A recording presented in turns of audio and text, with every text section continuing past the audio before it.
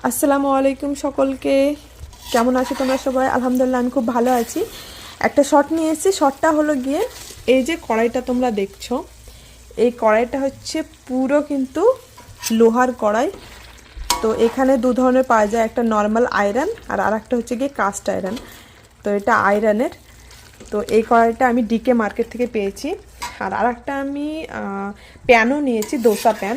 তো আমি যেহেতু এখন একদম ননস্টিক বাদ দিয়ে দিয়েছি ইউজ করা, আমার বাড়িতে ননস্টিক নেই বললেই চলে, মানুষ এখন হেলথ কনসাস হয়ে গেছে, তাই ননস্টিক বাদ দিয়ে সবাই কিন্তু চায় স্টেনলেস স্টিল, অ্যালুমিনিয়াম, তারপরে তোমার লোহা। তো আমিও সেরকম পেয়ে গেছি একটা লোহার কড়াই, খুব সুন্দর, একদম ব্ল্যাক কালারের, দেখতেই পাচ্ছ।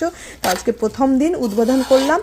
আর এটা একদম ফ্ল্যাট, একদম ফ্ল্যাট নিয়েছি, কারণ আমাদের গ্যাসের সিস্টেমটা এরকম একদম ফ্ল্যাট। তো